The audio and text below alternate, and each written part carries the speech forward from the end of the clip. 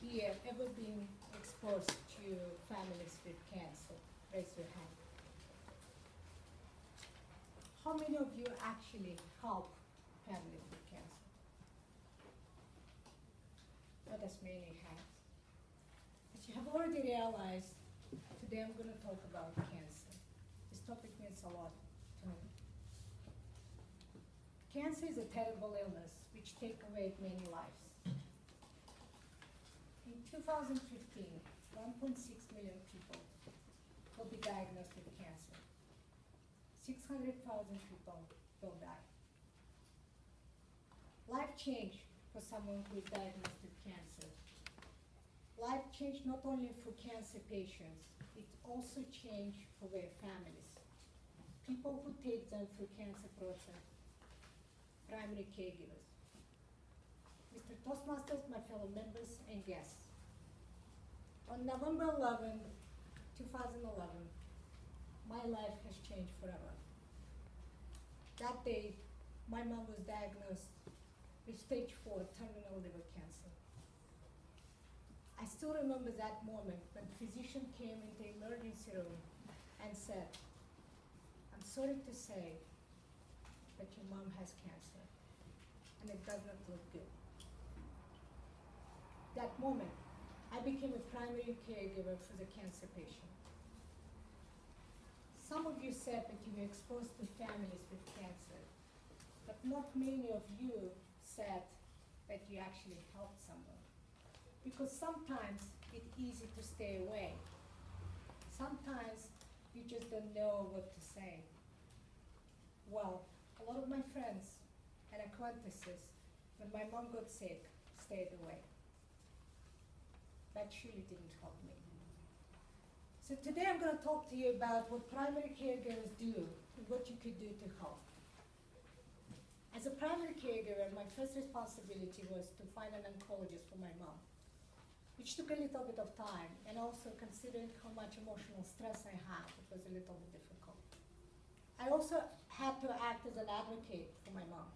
I had to be in every meeting with nurses and physicians. I had to make important decisions. For example, signing the biopsy permission, choosing the hospice, deciding when to discontinue the pills, choosing the cemetery. I also had to cook, clean, pick up groceries, pick up prescriptions. I learned how to bath my mom and how to drain liquid from her stomach. And everything I did alone, while still having a full-time job. I really would have benefited from some support. Primary caregivers have a lot of emotional and physical stress, and that's why they need your support. Because their emotional state impacts cancer patients. When I was depressed, my mom was depressed. That's why I made myself to be cheerful for my mom. Because when I was cheerful, my mom wanted to leave. But after my mom passed away, I collapsed. This was too much. So I spent 2 months in short-term disability. It would have been easier if there were people to help. So this is how you can help families with cancer. Show that you care. Staying away just because you don't know what to do is not going to help them. And sometimes it's only minimum words which is enough. I remember that on my second day when my mom was diagnosed, I missed the lunch meeting with my colleague. It never happened. So she called me and said, "What happened?" And I said, "I can't talk right now because my mom is in the hospital." That evening, my colleague showed up in the hospital with flowers. And she said, "I care." The amount of positive impact she made on me and my mom that day was incredible. So that sometimes that's all you have to say. I care. I'm here for you. The second thing that you could do is offer help. Instead of saying, asking what I can do to help, offer to bring food, offer to bring groceries, clean or drives them to the, or even offer to sit down so that people could go to spa or take massages. When my mom was sick, I was always hungry. So I really was appreciative. It was because I didn't have time for myself. So I was really appreciative when someone showed up and brought a casserole. That was the first time I was able to eat. And the third thing, which is very important, volunteer.